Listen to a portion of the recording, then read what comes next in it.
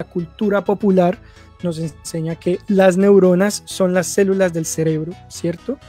Y la idea de esta noche, esta tarde en Latinoamérica, es cambiar un poco ese chip y que ustedes vean que el cerebro es mucho más que solamente neuronas.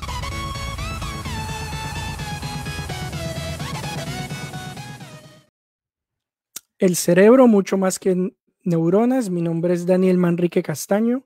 Yo soy colombiano, soy neurocientífico, estoy a punto de recibir mi título doctoral en neurociencias de la Universidad de Ruhr-Bochum en Alemania. Y más adelante pues les contaré un poquito de lo que yo hago como investigador en los temas del cerebro. El cerebro es mucho más que neuronas, es un tema que para mí es fascinante porque me encanta de alguna manera romper paradigmas o cambiar un poco la perspectiva que las personas tienen sobre diferentes temas. Y en el tema del cerebro hay un paradigma muy particular y muy evidente en la mayoría de los casos. Cuando nosotros hablamos del cerebro, cuando hacemos la imagen mental del cerebro en nuestras cabezas, nosotros inmediatamente nos imaginamos las neuronas, ¿cierto? Entonces, esa es la primera imagen mental que viene. También nos lo han enseñado en la escuela, también, digámoslo así, la cultura popular nos enseña que las neuronas son las células del cerebro, ¿cierto? Y la idea de esta noche, esta tarde en Latinoamérica, es cambiar un poco ese chip y que ustedes vean que el cerebro es mucho más que solamente neuronas. Voy a empezar con algunos datos generales y básicos del cerebro, simplemente para contextualizar y entrar un poco en la onda, ¿no? Entonces, el cerebro es el sistema biológico más complejo que nosotros conocemos. En el planeta Tierra hay una amplia variedad de sistemas biológicos, tanto en las plantas como en los animales, pero el cerebro destaca específicamente por su diversidad celular y por su complejidad. Pueda que en otros lugares del universo haya otros seres con sistemas biológicos u orgánicos también muy complejos, pero por ahora el cerebro en el planeta Tierra, los cerebros en general en el planeta Tierra son definitivamente órganos muy distintivos. En términos generales, promediando, podemos decir que un cerebro tiene unas 100.000 millones de células y eso es una gran cantidad de células compactadas en un muy pequeño espacio en nuestras cabezas. Pesa solamente más o menos poco más de 1 kilo y medio, más o menos. Y hay muchos mitos sobre el cerebro, muchas cuestiones que una persona desprevenida puede escuchar sobre el cerebro, ¿cierto? Uno de ellos es que un humano promedio solo usa el 10% de su capacidad cerebral. Y entonces eso lo vemos en diferentes películas donde un científico, la mayoría de las veces malvado, ¿cierto? Crea un chip para potenciar todas las capacidades cerebrales y que nuestro cerebro funcione al 100% y con eso nosotros podemos ver una realidad aumentada, etcétera, etcétera. Eso es completamente falso. En realidad, en todo momento, nosotros usamos la totalidad de nuestra capacidad cerebral. Incluso cuando estamos durmiendo, el cerebro funciona completamente y a toda marcha. Lo que lo diferencia en cuando estamos despiertos es el modo de funcionamiento, pero también es erróneo pensar que cuando dormimos nuestro cerebro se apaga. De ninguna manera. Pasan muchas cosas en nuestro cerebro mientras estamos durmiendo, mientras estamos soñando. El órgano es el órgano que gasta más energía en el cuerpo. También lo he visto por allí muchas veces diciendo que el cerebro es un órgano muy pequeño, pero que es el órgano que más consume energía en nuestro cuerpo con un 20%. Eso también es falso. En realidad, el órgano que más consume energía es el intestino, que consume un 60 o un 70% de la energía corporal. Y aquí quiero darles un pequeño, llamémoslo tip, una pequeña pista. Ahora hay una línea de investigación muy interesante que está tratando de develar los efectos de las bacterias que habitan en nuestro intestino, los efectos que tienen esas bacterias en el comportamiento. De manera que hemos descubierto que las bacterias que están en nuestro intestino pueden modificar no solamente la biología de nuestro cerebro, sino también muchos aspectos de la cognición humana. Eso es un tema muy interesante y ustedes lo podrán encontrar en internet como Good Brain Axis, el eje intestino-cerebro. Para los que estén interesados, creo que es una línea muy interesante de investigación que se va a desarrollar fuertemente en las próximas décadas. Tenemos también algo que yo he leído, no sé si en los libros de neurociencias o en los libros de astronomía, no recuerdo muy bien, pero lo he leído, que dice que hay más conexiones en el cerebro que átomos en el universo. Siempre me ha parecido un poco raro de dónde viene esa concepción o de dónde salió esa concepción, porque ¿de qué están hechas las conexiones cerebrales si no son de átomos?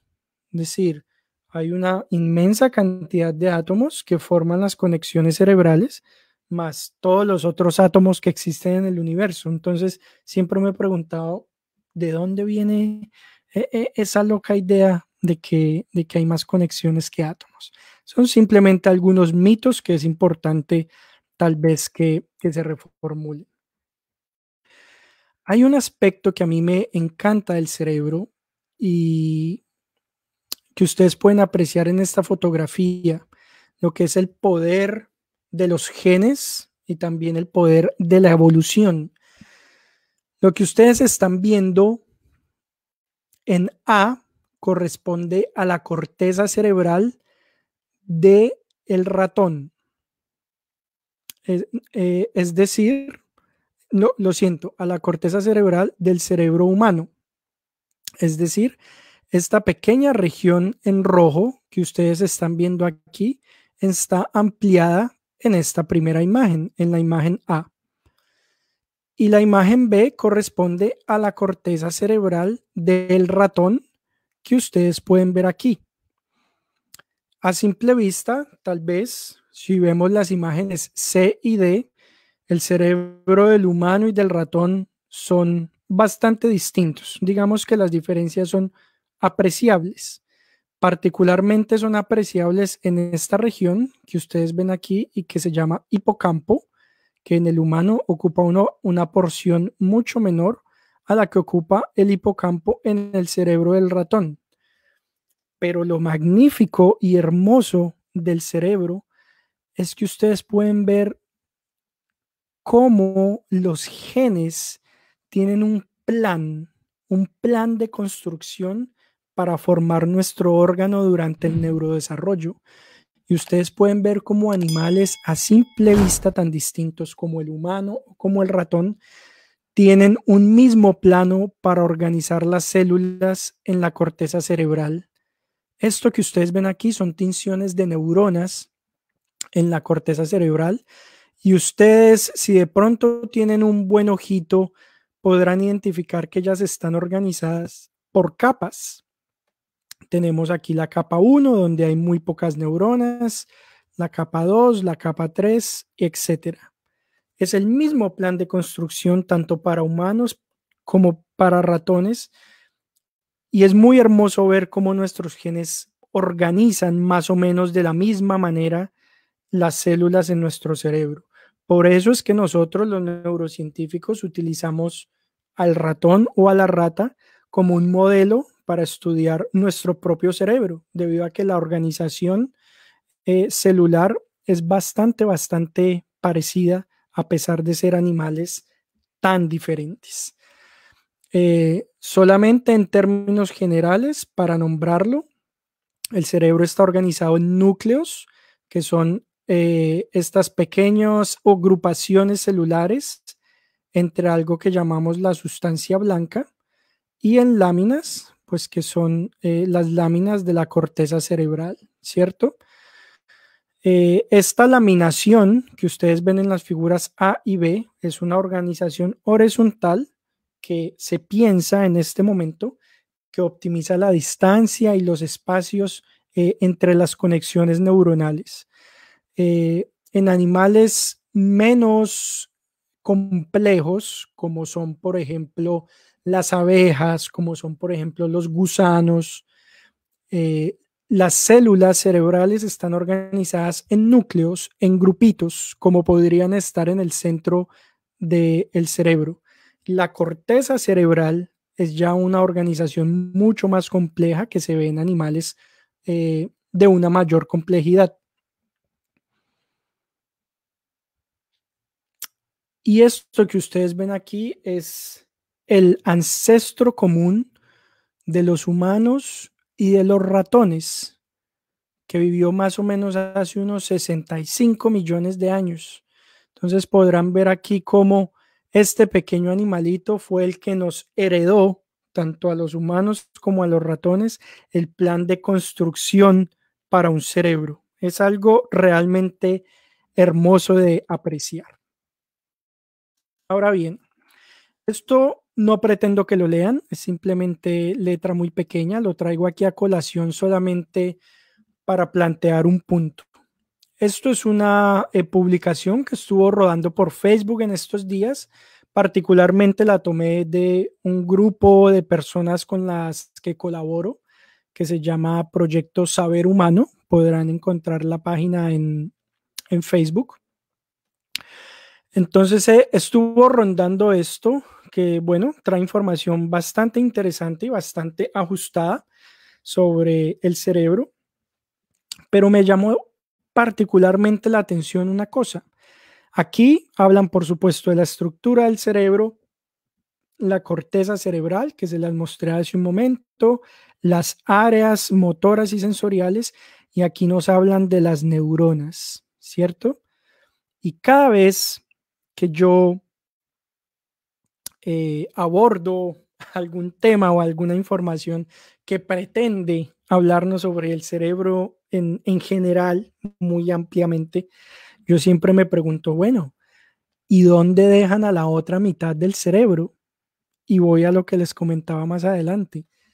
Siempre tenemos la idea de que nuestro cerebro está formado exclusivamente por neuronas y no por otras células. Así que una perspectiva como esta, desde mi punto de vista, no es incorrecta, pero es bastante limitada porque le ofrece al público una visión del cerebro que es bastante reducida en comparación con la inmensa complejidad celular. Así que es momento de que nos hagamos a la idea o de que reformemos aquella arraigada idea de que las neuronas son las células del cerebro y que éstas se comunican a través de un mecanismo especializado que denominamos sinapsis. Por supuesto, esto no carece de verdad, pero quiero decirles en este momento que eso no es lo que es el cerebro propiamente dicho. ¿Qué es el cerebro propiamente dicho? Es un complejo, es un sistema multicelular. En el cerebro trabajan armónicamente una amplia variedad de células, una inmensa diversidad de células, que es precisamente lo que hace que el cerebro sea un órgano tan magnífico y tan complejo de estudiar. Existen sistemas nerviosos solamente constituidos por neuronas. Por ejemplo, el caso de las medusas. Las medusas tienen sistemas nerviosos solamente conformados por neuronas. Sin embargo, la mayoría de los animales del reino animal, vale la pena decirlo ahora, aclararlo, solamente los animales tienen sistema nervioso, las plantas no las tienen, y solamente los animales que tienen una característica que se llama la motricidad. Un animal que tenga motricidad tiene un sistema nervioso para regular esa función de sensación y movimiento. Todos los animales complejos, empezando por los artrópodos, por ejemplo, y más aún los mamíferos. Los mamíferos son los animales en donde más se hace explícita la inmensa complejidad celular del cerebro. Así que el cerebro no está solamente hecho por neuronas, sino por muchas otras células, y aquí pueden ustedes ver algunos nombres de ellas. Tenemos a la microglía, tenemos a los oligodendrocitos, tenemos a los astrocitos y tenemos al menos una docena más de células que uno podría nombrar. Y la cuestión se pone más interesante cuando ustedes ven este cuadro, por ejemplo. Entonces tenemos aquí el resumen de lo que son las neuronas, ¿cierto? Y de las funciones implicadas. Y tenemos todos los otros compartimientos celulares en el cerebro. Nuevamente, microglías, oligodendrocitos, pericitos, el endotelio, las células inmunes, el espacio extracelular, la basement membrane, los astrocitos. Así que cuando usted aborda un artículo o un libro sobre el cerebro que le está hablando solamente de este cuadrito verde, las neuronas, mire usted todo lo que se está perdiendo alrededor, ¿cierto? Este complejo es lo que nosotros llamamos la unidad neurovascular. Tengan ese concepto muy, muy, muy presente y guárdenlo en sus cabezas. El complejo multicelular que se aloja en el cerebro, podemos denominarlo la unidad neurovascular. Vamos ahora a hablar un poco de los otros componentes del cerebro. Por supuesto, en esta conferencia solamente quiero darles un pequeño aperitivo, pero creo que podría ser un aperitivo algo sustancioso y que al menos les cambie radicalmente la visión del cerebro. Empecemos con los oligodendrocitos. Los oligodendrocitos son células que encontramos en todo el sistema nervioso central, y hay otras células que, digámoslo de alguna manera, son como los hermanitos de los oligodendrocitos, que se llaman células de Schwann, y esas se encuentran en el sistema nervioso periférico. Cumplen más o menos la misma función. Podríamos decir en este momento que las células de Schwann y los oligodendrocitos cumplen la misma función. Los oligodendrocitos en el sistema nervioso central y las células de Schwann en el sistema nervioso periférico. Estas células, lo que sabemos hoy es que son la mayor población glial. Bueno, ahora que hablo de glial, se me olvidó un punto muy importante para lo que me voy a devolver. Estas células que ustedes ven aquí como microglía, oligodendrocitos, astrocitos y otras, se les denomina en conjunto células gliales. Y hay una historia detrás de ello, pero pues no me puedo detener allí. Entonces, sabemos que los oligodendrocitos son la mayor población glial. La función principal de los oligodendrocitos es mielinizar los axones de las neuronas. Ustedes sabrán o tal vez tendrán una idea bastante vaga de que las neuronas tienen conexiones muy largas, hacen conexiones muy largas entre regiones del cerebro, pero también a regiones por fuera del cerebro. Y esas conexiones las hacen a través de unas ramificaciones que se llaman axones. Los oligodendrocitos se encargan de envolver con una capa lipídica llamada mielina a los axones de las neuronas. ¿Qué pasa cuando esa mielinización no se lleva a cabo? Pueden aparecer patologías, por ejemplo, la esclerosis múltiple o la esclerosis lateral amiotrófica. Son patologías del sistema nervioso que están asociadas a la falta de mielinización o a la desmielinización de los axones neuronales. ¿Quiénes producen la mielina? Los oligodendrocitos. Y los oligodendrocitos con esa mielina lo que hacen es favorecer la transmisión del potencial nervioso entre célula y célula. Las enfermedades diemelinizantes afectan bastante a las personas porque los oligodendrocitos son células altamente susceptibles a la exotoxicidad. Cuando entran sustancias peligrosas al cerebro, sustancias que no deberían estar allí, que pasan a través de una barrera que se llama la barrera hematoencefálica, cuando algunas sustancias tóxicas o peligrosas logran colarse por ahí, de las primeras células a las que afectan son a los oligodendrocitos. Así que los oligodendrocitos empiezan a funcionar mal, dejan de producir la mielina, dejan de envolver a los axones y las neuronas pues empiezan también a fallar con su transmisión nerviosa, ¿cierto? Vamos con otras células, la microglía.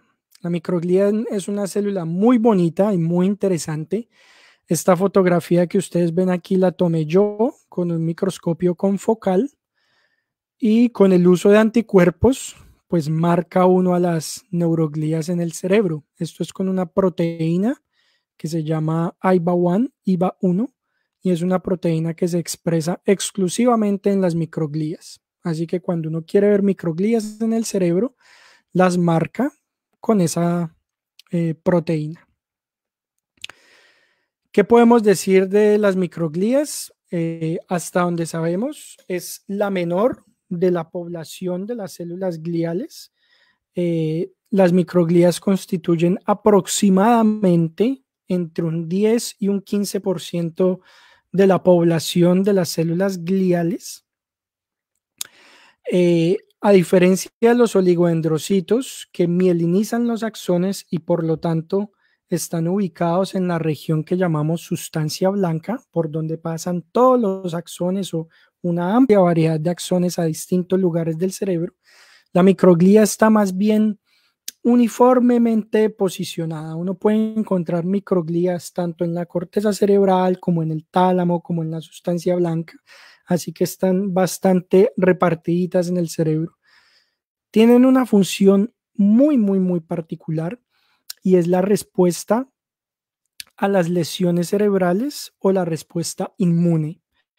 Cuando nosotros sufrimos algún tipo de lesión cerebral, sea el tipo de lesión que sea, puede ser una lesión como, no sé, una lesión traumática, puede ser una isquemia cerebral, puede ser una lesión por algún tóxico, por ejemplo. De las primeras células que responden, y en muchos casos las primeras células que responden, son las microglías.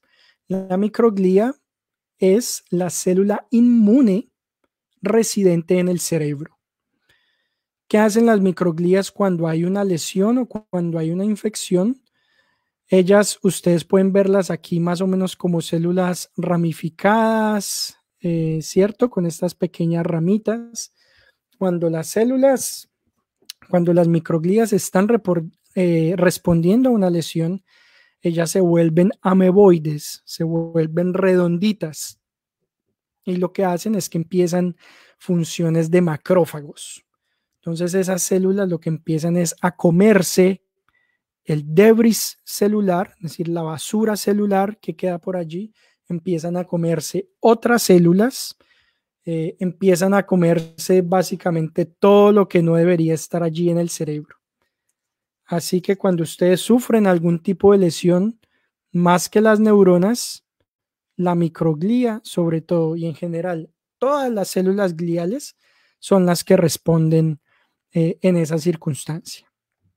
Hay un proceso muy interesante que apenas está siendo comprendido y estudiado que se llama synaptic stripping, y se ha visto que una microglía va y de alguna manera desconecta a las neuronas. Cuando las neuronas están haciendo sinapsis, dos neuronas están haciendo sinapsis, están conectadas entre sí. Se ha visto que las microglías van y empiezan a desconectarlas. Se estima que la utilidad de esa función es salvar algunas neuronas. Cuando una neurona está mal funcionando, afecta el funcionamiento de otra neurona que puede estar estable o funcionando adecuadamente. Se estima que lo que hacen las microglías es decir, bueno, no quiero que esta neurona disfuncional me dañe a las otras neuronas, y lo que hacen es hacer una especie de desconexión de sinapsis. Es un proceso muy, muy, muy interesante. Tenemos a los pericitos, y los pericitos es una célula que muy seguramente, bueno, muchos de ustedes tal vez no han escuchado hablar de ella, porque es una célula poco estudiada, pero aparentemente es una célula con propiedades muy, muy, muy interesantes para nuestro cerebro. Los pericitos son una célula perivascular, de ahí el nombre peri, ¿no?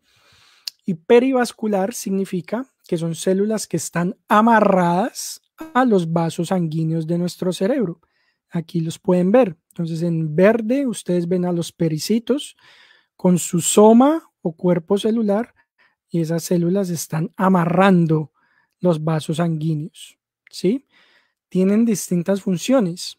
Una muy definida es la regulación del flujo sanguíneo y el basement membrane. El basement membrane es una fina capa de proteínas que envuelve a los vasos sanguíneos. Entonces, los pericitos son unas de las células que secretan las proteínas que forman ese recubrimiento de los vasos sanguíneos. Imaginen la basement membrane como una fina, fina, fina capa hecha de muchos tipos de proteínas. Y lo que se ha descubierto últimamente y que particularmente llamó mi atención, en los próximos meses voy a empezar a estudiar a los pericitos en modelos de isquemia cerebral, y resulta ser que los pericitos pueden ser células multipotentes. ¿Qué quiere decir eso? Que cuando usted tiene una lesión cerebral, el cerebro trata de reorganizarse, ¿cierto? Y trata de alguna forma de sanarse, de recuperar las funciones, de estabilizarse, ¿cierto? Y lo que se ha encontrado es que los pericitos pueden transformarse en distintos tipos de células.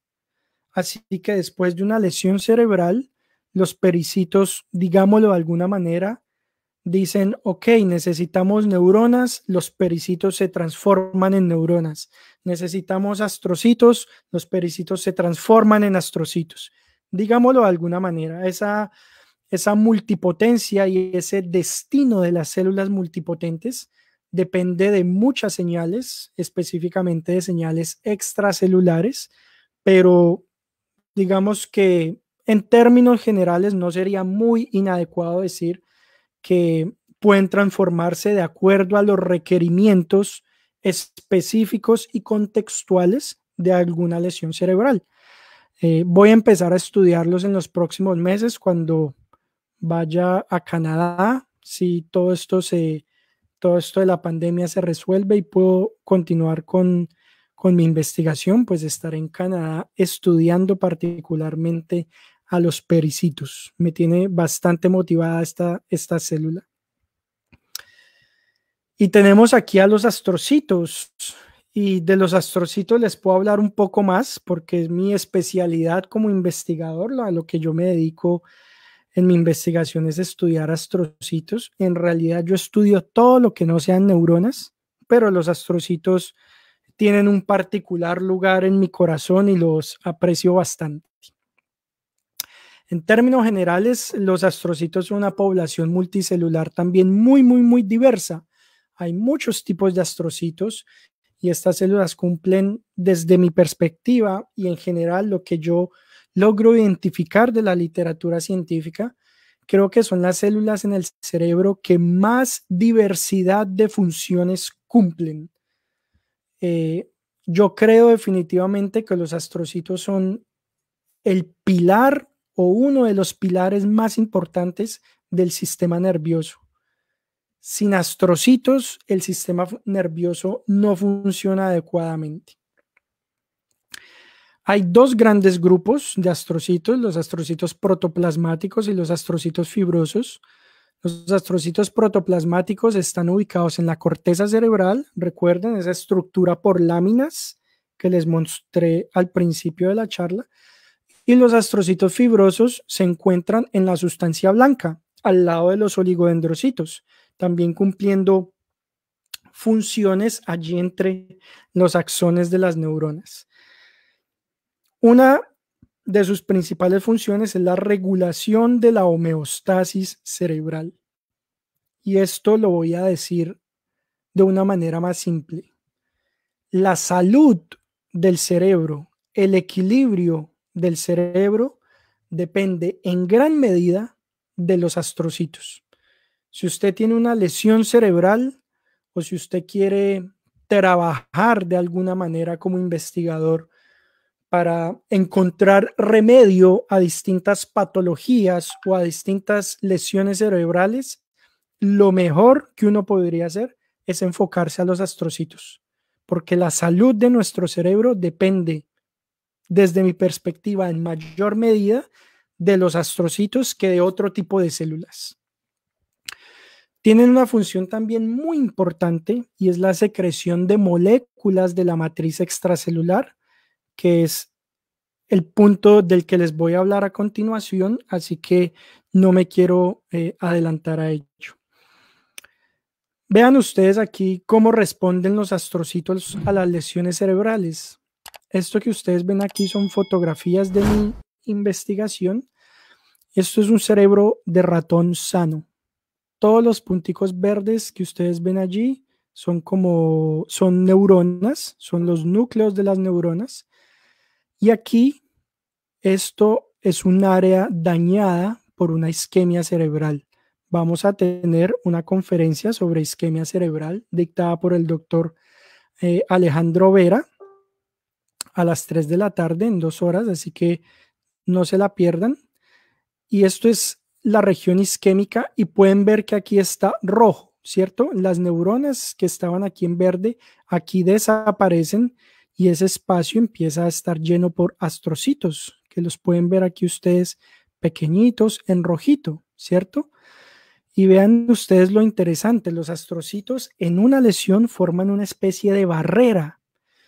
En esto que nosotros llamamos el núcleo de la lesión, hay una gran cantidad de células muertas, hay una gran cantidad de toxinas, hay una gran cantidad de sustancias que le hacen daño a las células. Y cuando tenemos esos tipos de lesiones, vean lo que hacen los astrocitos. Entonces ustedes ven aquí a los astrocitos alineados. Esto es una fotografía del borde de lo que llamamos la escara glial. Ven ustedes a los astrocitos aquí alineados para que lo malo que esté aquí en el núcleo de la lesión, las citoquinas o las células inmunes que se están comiendo todo en el cerebro, no pasen al tejido sano. Es decir, pueden imaginarse usted una especie de hormigas guerreras protegiendo allí a estas regiones del cerebro. Y ustedes pueden ver aquí cómo evoluciona la actividad de los astrocitos durante una lesión. Esto que se llama GFAP es una proteína que se expresa en astrocitos, básicamente, también en otras células, pero es muy típica de astrocitos. Y ustedes ven aquí, aquí no hay lesión, aquí en el estriado, que es esta región, no hay casi astrocitos que tengan GFAP. Después uno hace una lesión y los astrocitos con GFAP empiezan a aparecer. Véanlos aquí. Y empiezan a migrar desde esta región que es la zona ventricular hacia el centro de la lesión. Y empiezan a migrar aquí hasta que finalmente llenan toda la región infartada, toda la región lesionada para contener allí a todas esas citoquinas y todas esas cosas que le hacen mal a la homeostasis del cerebro después de una lesión. Y algo de lo que desde mi experiencia casi nadie ha oído hablar De por sí, casi nadie ha oído hablar de las células gliales, de los oligodendrocitos, de las microglías, de los astrocitos. Mucho menos las personas han oído hablar de la matriz extracelular. Y esto es uno de los compartimientos cerebrales menos estudiados y paradójicamente uno de los más importantes. Todo lo que ocurre en el cerebro, cualquier proceso que ocurra en el cerebro, ocurre con el permiso o con la inhibición de la matriz extracelular. ¿Qué es la matriz extracelular? Es un arreglo tridimensional de más o menos 300 proteínas que están por fuera de las células en el cerebro. Así que cuando uno ve una imagen de las células en el cerebro, una celulita aquí, otra aquí, el espacio entre esas células no está vacío, por el contrario, está lleno de proteínas de la matriz extracelular. Y todas esas proteínas ocupan más o menos un 20% de todo el volumen. Son secretadas en su mayoría por los astrocitos, aunque hablando estrictamente, todas las células del cerebro secretan proteínas de la matriz extracelular, pero los astrocitos son de las células que más las secretan y especialmente en contextos de lesión. Cuando hay una lesión en el cerebro, la matriz extracelular que responde a la lesión es secretada en su mayoría por los astrocitos. Cumple una función muy importante durante el neurodesarrollo. Durante el neurodesarrollo, cuando las células están migrando a sus posiciones para conformar todas esas capas cerebrales, para conformar los ganglios, para diferenciarse, ¿cierto? Hay una célula madre que se diferencia en neuronas, en microglías, en astrocitos, etc. Todo ese plan de neurodesarrollo responde a la matriz extracelular. Hay investigaciones en donde usted apaga un gen que expresa cierta proteína de la matriz extracelular o inhibe la secreción de la proteína y el cerebro se desorganiza completamente o nunca llega a finalizar su plan de neurodesarrollo. Así que tenganlo ustedes muy claro y es un gancho con lo que tengo aquí que les digo que es el eje principal de la neuroplasticidad. Todo lo que ocurre en el cerebro ocurre en la matriz celular. Si usted es una persona que está interesada en investigar cómo se recupera el cerebro después de una lesión, cómo se reorganizan las células después de una enfermedad como el Parkinson, como el Alzheimer, etcétera, etcétera, debe, desde mi perspectiva, estudiar la matriz extracelular, porque no hay cosa que ocurra en el cerebro que no involucre a todo este grupo de proteínas. Es más, siempre se ha considerado que la sinapsis es el mecanismo de comunicación de las células en el cerebro, hablando de células como si fueran exclusivamente las neuronas. Pero ahora que sabemos que el cerebro es un órgano y un complejo multicelular, podemos entender que el principal medio de comunicación de todas las células cerebrales es la matriz extracelular. Y esto que ustedes ven aquí en la parte de abajo, como en forma de, llamémoslo circulitos, ¿cierto? Son proteínas de la matriz extracelular rodeando neuronas. Y eso es una organización particular de ese compartimiento que se denomina redes perineuronales. Y aquí ustedes las pueden ver un poquito más bonitas. Entonces, aquí yo investigué una proteína de la matriz extracelular que se llama la tenasina C, que es una proteína que se produce después de una lesión. Espero que lo puedan ver aquí. Esto es un cerebro sano, donde no hay tenasina, solamente las partes brillantes aquí en los ventrículos.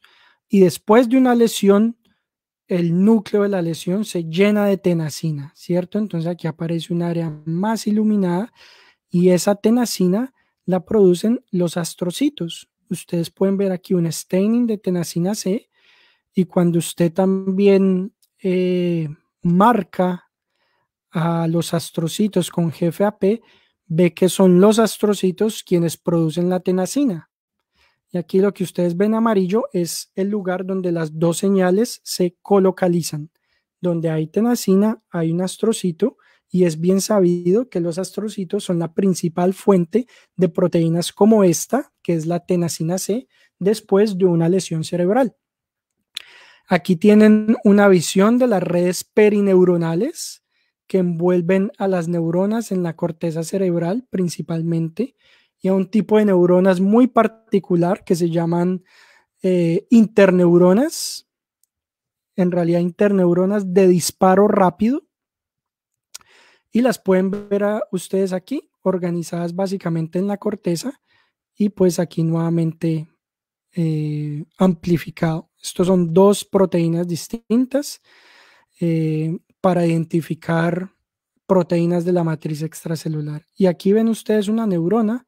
Esto no es una neurona teñida, sino que es un triple staining, donde coloreamos, digámoslo de alguna manera, tres distintas proteínas de la matriz extracelular: agrecan, tenasina R y WFA. Así que este colorido aquí que ustedes pueden ver es solamente producto de las proteínas secretadas por los astrocitos y también por otros tipos de células. Después de esto, espero que a ustedes les quede la idea y reformulen aquellos antiguos pensamientos en el que las neuronas son las células del cerebro, y que empiecen a imaginarse que el cerebro es un órgano tan magnífico y tan complejo, no solamente por los millones de sinapsis que establecen las neuronas, sino también y principalmente por el trabajo armónico de decenas de células que en conjunto forman lo que nosotros llamamos el cerebro, o que también podemos llamar la mente. Así que espero que con esta pequeña conferencia expandan un poco sus límites para pensar sobre el cerebro, y espero, bueno, que haya sido un aperitivo para que vayan un poco más allá.